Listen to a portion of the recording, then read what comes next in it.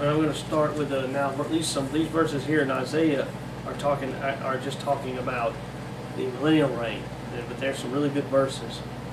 Isaiah 2:2-4. And it shall come to pass in the last days that the mountain of the Lord's house, shall be established in the top of the mountains, and shall be exalted above the hills, and all nations shall flow unto it.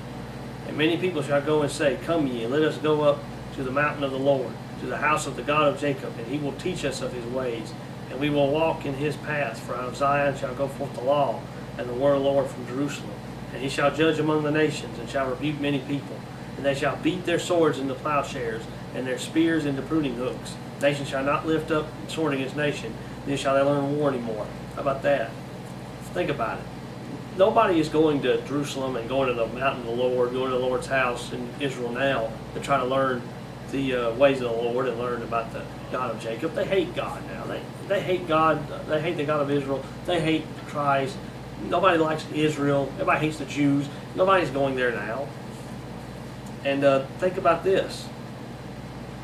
It talks about nations not lifting up hands against nation anymore. It talks about no more war. It talks about people that, it says, beating their swords into plowshares, their spears into pruning hooks. It's basically talking about people are not going to need their weapons of warfare anymore, because there's not any more war. There ain't going to be nobody. No nation's going to be fighting each other anymore. They're not going to need them. Isaiah 9:6-7. For unto us a child is born, to us a son is given, and the government shall be upon his shoulder, and his name shall be called Wonderful, Counselor, the Mighty God, the Everlasting Father, the Prince of Peace. Of the increase of his government and peace there shall be no end, upon the throne of David and upon his kingdom, to order it and to establish it with a judgment and with justice, from henceforth even forever. The zeal of the Lord of hosts will perform this. How about that one? Again, his kingdom will have no end. His kingdom will have no end. It talks about he'll establish it with judgment and true justice, true judgment, true peace, and it'll last forever. He'll be sitting on his throne, ruling the world in person. And he's wonderful, Counselor, Mighty God, the Everlasting Father, and the Prince of Peace. Isaiah 11:6-10. The wolf also shall dwell with the lamb, and the leopard shall lie down with the kid, and the calf and the young lion and the fatling together. And a little child shall lead them, and the cow and the bear shall feed, and their young ones shall lie down together. And the lion shall eat straw as the ox, like the ox. And the sucking child shall play on the hole of an asp, and the weaned child shall put his hand on a cockatrice's den. They shall not hurt nor destroy in all my holy mountain, for the earth shall be full of the knowledge of the Lord, and the waters as the waters cover the sea. And in that day there shall be a root of Jesse, which shall stand for an ensign of the people, and to it shall the Gentiles seek, and his rest shall be glorious. The animals will be friendly with each other. There will be no carnivorous beasts anymore. There won't be animals attacking each other for food or anything like that. They won't be doing that anymore. And people and children will be able to walk around carnivorous animals at that time, because they won't be carnivorous anymore and they won't attack anybody. Now you couldn't walk up to you couldn't lead a bear and a lion and all that kind of stuff. Now they attack you. You couldn't walk up to an ass and play around with it. It'd bite you and you'd get poisoned and you'd die. But in this time, they won't be dangerous anymore. And you think about it, this is what there's only one problem here. Not with the verses. I'm not saying there's something wrong with the verses, but I'm saying that people today are trying to set up this kind of world without the Bible, without God. God's going to set one up. Quit working. Get saved so you can be there.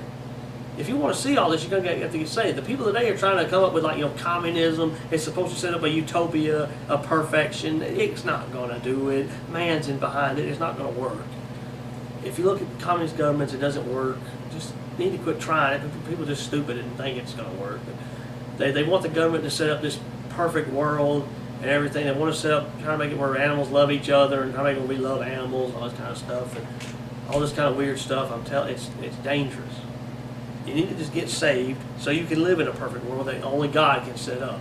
Only the Prince of Peace, the true and living God, can set up. Man cannot set up a perfect world. It just won't work. It won't be perfect because man's in control. Isaiah 35, verses 1 and 2. The wilderness and the solitary places shall be glad for them, and the desert shall rejoice and blossom as the rose. It shall blossom abundantly and rejoice, even with the joy and singing. The glory of Lebanon shall be given unto it, the excellency of Carmel and Sharon. They shall see the glory of the Lord and the excellency of our God. How about that? The desert blossoming as the rose, blossoming with a beautiful plant life.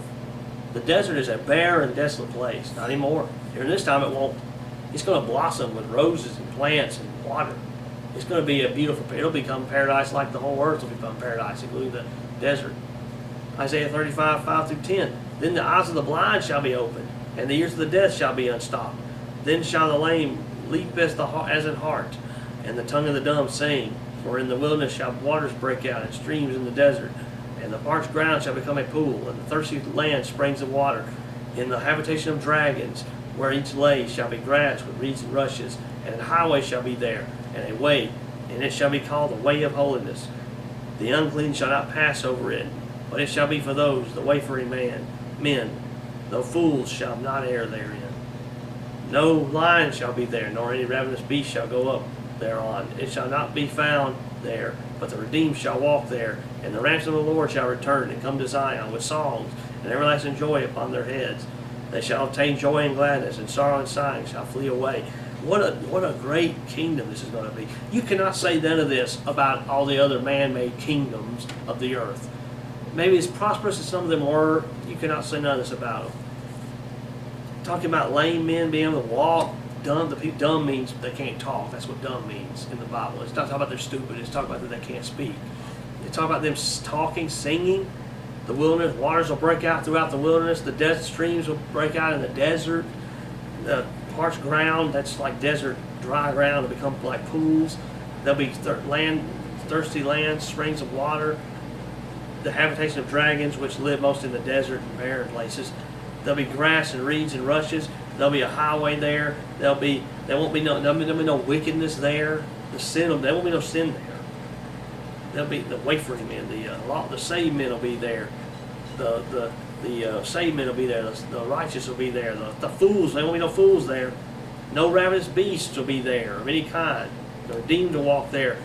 And there'll be songs and everlasting joy throughout the entire world. Just joy and gladness. There won't be no sorrow, no sighing, nothing, no problems. Everything will be perfect. That's the millennial reign of Christ. It's all throughout the Bible.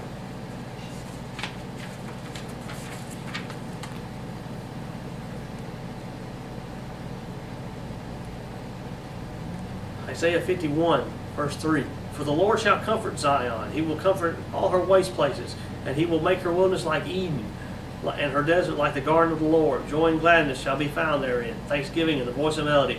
If you know it, I know you can't picture Eden really. Eden was a paradise. I don't know what Eden looked like other than it was a paradise and it was just beautiful. I probably couldn't even comprehend what Eden looked like. You have a brief description and you have a description in Genesis, but that's about it. You can't really probably fully comprehend what Eden looked like. And their desert like the garden of the Lord, that's Eden. God is going to take, he's talking about Zion, he's talking about Israel there, but the whole world is going to be like that. All the world is going to be like Eden.